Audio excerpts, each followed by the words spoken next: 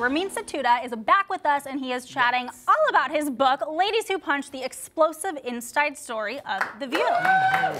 Juicy stuff. Now, Rosie is known to have quite the explosive temper, my love, and she had an interesting reaction to your book. Let's take a little look. First of all, to talk to me for like literally maybe the total of 45 minutes, I spoke to him, and then I'm on the cover of his book.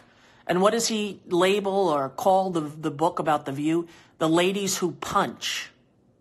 So he's going to make it all a show. The whole thing's going to be a show. I'm not going to read it. If you were going to write that and use it as a pull quote to sell your stupid book, you should have had the to at least call me and tell me. So I wish you no success with the book. I hope nobody buys the book. The whole thing was a mistake. He's a nice little guy. He's a little guy. He's got big eyes, you know? I sat down with him. I remember like laughing a lot through it and thinking, why am I even doing this? Okay. Well, that was quite the description. Now, which one offended you more? You being a little guy with big eyes or her trying to portray you as an opportunist? I'm not an opportunist. I think this was an important journalistic thing for me, and it was really important for me to talk to Rosie, and I'm really grateful that she did.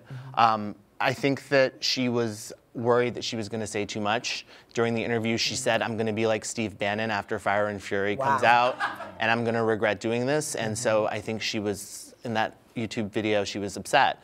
But I'm grateful that she talked to me for the book, and it was important for her to be a part of the book because she was such a big part of The View. Well, after MeredithVieira left, good old Barbara had to find a new moderator. And of course, that job went to Whoopi Goldberg. But who else was a contender in that gig? So this was in 2007, and they were looking at Whoopi, and they were looking at Gayle King. Oh. Wow. And it was really close, and a lot of the producers there thought Gayle would be better because she most resembled MeredithVieira. She had a background in news, she could moderate, she had a sense of humor. And in the end, Barbara was worried that by bringing Gayle on, they would also have Oprah.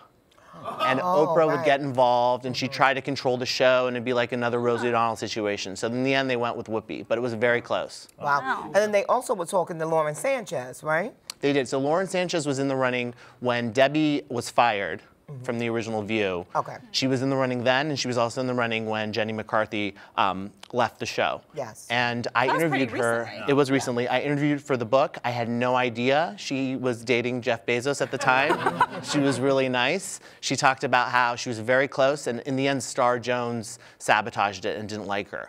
Oh, okay. You just dropped the tea right there, darling. It's scalding hot. Madonna wanted to bring a horse into a historic Portuguese palace for her new music video, and the town is saying nay to that. So Madonna, she's been working on new music, and so this was a video for her new song, IndianSummer. And so the locals, they told her to rein it in because she wanted to lie out with this horse. She wanted to lie down next to a horse inside the palace. And so they are saying this is not happening. The mayor of Sintra, Portugal, they refused the request because they said that that the beams weren't strong enough for the horse because the palace was built in like, what, 1860 or something like that? So it wasn't strong enough for the horse. Now, a rep for Madonna said that this story is 100% not true. It's false. But here's the thing. All of the papers in Portugal are writing about it. And the mayor has even commented. He told one Portuguese paper, there are some things money can't buy. There you go. Well, you know what? I'm Team Portugal, and I want Madonna to understand and respect the standards and practices of Portugal. That's what I got to say about that. Esquire now. There you go. Why not? Shaquille O'Neal will be busy with the NBA playoffs starting next week, but right now he's focused on one of his most surprising side hustles, DJing.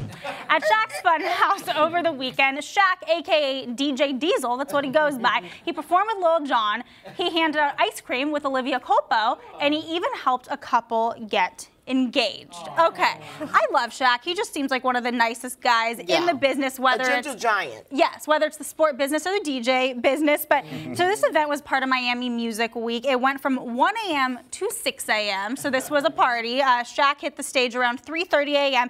And then at 4 a.m., a random fan that was there, they decided to propose to his girlfriend. Okay, so Shaq ended up helping with the proposal. He dropped the mic down and he was shouting yes, yes, yes, because thankfully Thankfully, the girlfriend said yes. Now, one of the party goers, this is what they actually told us, quote, "It's not how I would have wanted to be proposed to, but it's still a romantic gesture." Well, listen here, it beats a jumbotron at the Laker place, This is right? true. The Forum or whatever. This is and I true. like it that it was on the stage, and I also like the fact that it was at a rave, right? Because then that means you'll always remember it, and when you get kids, you can wake them up at 4 a.m. and say, "This is the time that Daddy proposed to me," and put on some loud bass thumping music, The things and make that it a goes through family Bev's gathering. It's Well, here's what you mine. Yeah. said. You said they'll Yeah, always what's up? remember it. I hope they remember it. This was at 4 a.m. That's true. my problem with There this you go. proposal. All right, well, we also talked to Shaq about his DJing career, and he told us that being famous, it actually hinders it. He said it's a little good and a little bad for his job as DJ Diesel. And so the reason that it's bad is because he said people don't always take him seriously because he is a celebrity. I mean, let's just be real about it. A lot of celebrity DJs, they're not that good. It's true. But people don't know this about Shaq. A lot of people don't realize that he's been DJing since he was 12 years old. So music is in his blood. It's in his Definitely. bones. So he can do it.